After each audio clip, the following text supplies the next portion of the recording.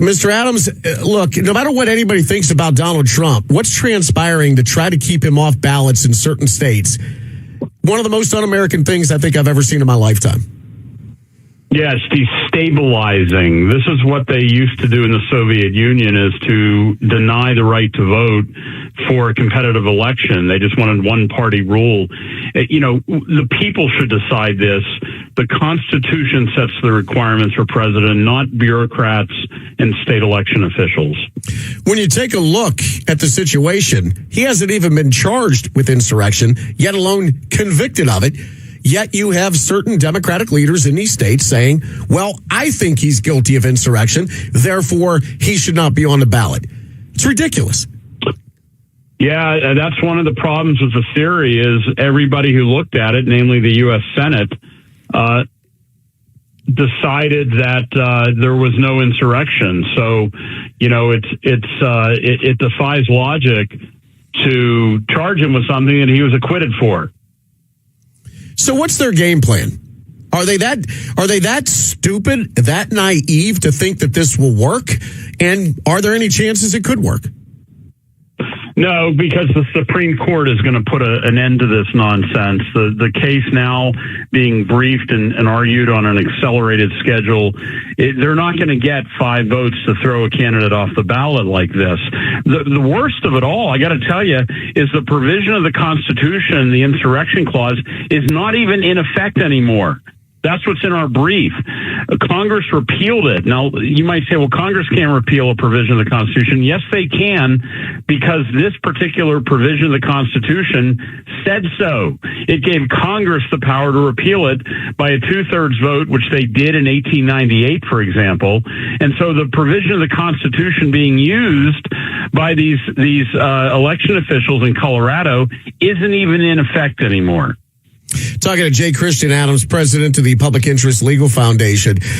Mr. Adams, I had a former congressman tell me, he said, look, we got to tread lightly here because states set their own election laws. The federal government can't be coming in, or the Supreme Court imposing their will. He said, just like during COVID, some deadlines were extended, things like that. And I countered with, okay, states can set their election laws as far as this is the final date that ballots will be accepted, or this is the day that we vote and the time and things like that.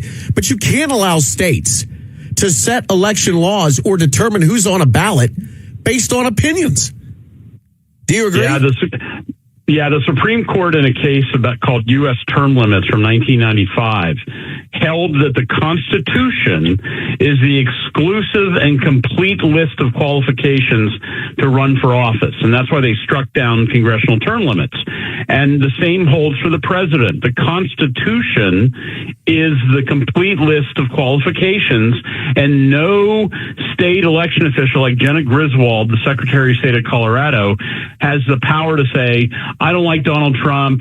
He engaged in something I don't think is good. I've decided it is an insurrection, therefore I'm going to exclude him from the ballot. It doesn't work that way in America. It worked that way in Venezuela and the Soviet Union, but not in the United States. I think there's a 100% chance the Supreme Court says, get the hell out of here to Maine and Colorado and anybody else who tries this. But in your mind, is there any way that they don't say that?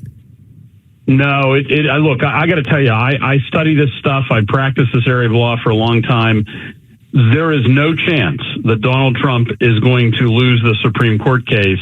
The question is whether he wins at 7-2, 6-3, or 5-4. He's going to win. I've looked at it carefully. You can't just write in new requirements to run for president. This part of the Constitution isn't even alive anymore. So in my view, there's zero chance he loses. Let me ask you this. If the liberal judges side with these states, is that going to be a major blemish for the Supreme Court? And does it really truly show that when it comes to the Supreme Court, they're not judging things on merits, but they're judging them on their own political leanings?